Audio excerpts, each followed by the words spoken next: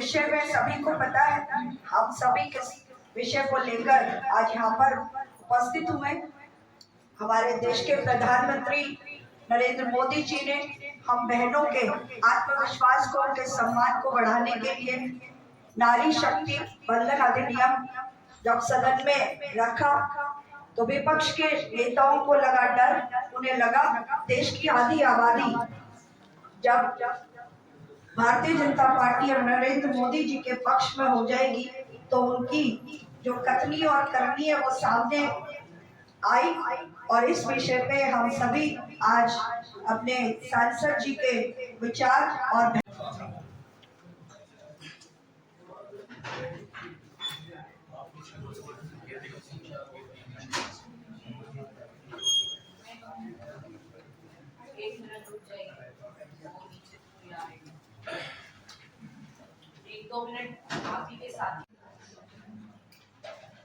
हमारे बीच में उपस्थित हैं श्रीमती मंजू बिरबल चेयरमैन है सेंट्रल जोन एमसीडी की, और श्रीमती अनीता सिंघल जी डिप्टी चेयरमैन है साउथ जोन एमसीडी की। पूर्व मेयर श्रीमती सुनीता चौधरी जी यहाँ उपस्थित है। श्रीमती ममता प्रताप निगम पार्षद हैं अंकित नगर से। ऑफिसर्स जो है उस पूरे युद्ध का कहीं संचालन कर रही थी या देशवासियों को उसके बारे में पल पल की खबर दे रही थी, वो पूरे देश ने देखा है। तो मोदी जी ने हमेशा महिलाओं को भरपूर सम्मान दिया है। देश भर में जो हमारे गरीब लोग हैं उनको लगभग 4 करोड़ घर बनाकर दिए हैं, और जो घर बनाकर दिए हैं 70% महिलाएं हैं जिनको उसको घरों का मालिक बनाया गया। 70%। मोदी जी के प्रति हम आभार व्यक्त करना चाहते हैं। उज्ज्वला योजना के तहत पूरे देश भर में महिलाओं को रसोई गैस के सिलेंडर उपलब्ध कराए गए हैं,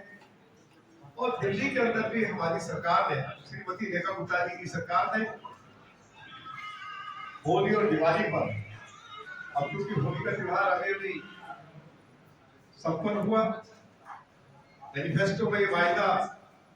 हमने किया था, क्योंकि मैं मैनिफेस्टो कमेटी का चेयरमैन था, कि होली दिवाली पर महिलाओं को, हमारी महिलाएं वरिष्ठ नागरिक हैं, क्योंकि दिल्ली के अंदर आयुष्मान भारत योजना को लागू नहीं किया गया था वरिष्ठ नागरिकों के लिए। श्रीमती रेखा गुप्ता जी की सरकार ने, और कांग्रेस के जो सहयोगी दल हैं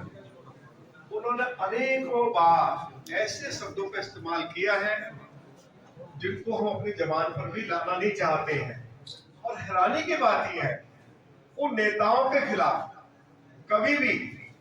चाहे राहुल गांधी हो, चाहे रीजनल पार्टी के नेताओं ने कुछ सब महिलाओं के बारे में बोले हो, तो कभी भी इनकी, और कांग्रेस के जो सहयोगी दल हैं उन्होंने अनेकों बार ऐसे शब्दों का इस्तेमाल किया है जिनको हम अपनी जबान पर भी लाना नहीं चाहते हैं। और हैरानी की बात यह है, उन नेताओं के खिलाफ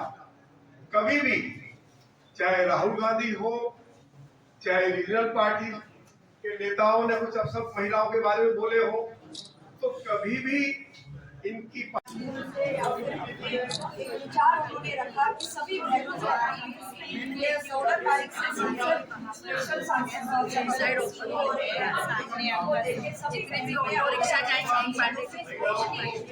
अच्छे से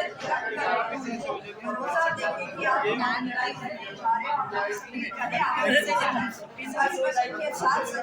कि आप